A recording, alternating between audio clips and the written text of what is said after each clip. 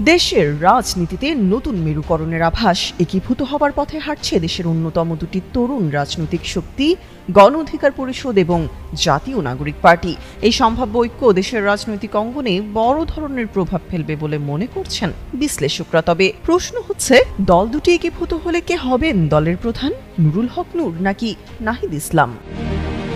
গণ অধিকার পরিষদ এবং জাতীয় নাগরিক পার্টি দল দুটির উদ্ভব মূলত একই কেন্দ্র থেকে। এই দুই দলই কোটা সংস্কার আন্দোলন থেকে উঠে এসেছে, যার ফলে তাদের আদর্শিক ভিত্তি ও লক্ষ্য প্রায় একই। তাই রাজনৈতিক বিশ্লেষকরা মনে করেন, এই ঐক্য প্রক্রিয়া সফল হলে তা দেশের রাজনীতিতে একটি বড় প্রভাব ফেলবে।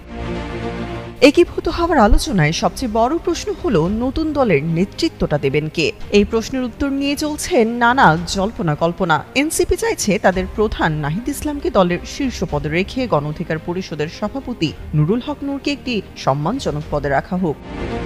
অন্যদিকে গণ অধিকার পরিষদ চাইছে নতুন একটি কমিটি গঠন করে নুরুল হক নূর এবং নাহিদ ইসলাম দুজনকেই দলের প্রধান হিসেবে রাখা হোক। এক্ষেত্রে সভাপতি ও নির্বাহী সভাপতির দুটি পদ সৃষ্টির প্রস্তাব উঠেছে। এদিকে গণ অধিকারের তৃণমূল কর্মীরা চান ডাকসুর সাবেক ভিপি হিসেবে নুরুল হক নূরকেই শীর্ষ পদে দেখতে। অন্যদিকে এনসিপির কর্মীরা নাহিদ ইসলামকে শীর্ষ নেতা হিসেবে দেখতে চান। এই জটিলতা সমাধানে উভয় পক্ষই সমঝোতার চেষ্টা করছে। এছাড়া একীভূত হলে নতুন দলের নাম কি হবে তা নিয়েও চলছে আলোচনা। প্রাথমিকভাবে জানা গেছে জাতীয় নাগরিক পার্টি নামই থাকার সম্ভাবনা বেশি, তবে পরিস্থিতি অনুযায়ী গণ অধিকারের নামটিও ব্যবহার করা হতে পারে। এই ঐক্য প্রক্রিয়ায় বৈষম্য বিরোধী ছাত্র আন্দোলনের আরেকটি প্ল্যাটফর্ম আপ বাংলাদেশও যুক্ত হতে পারে।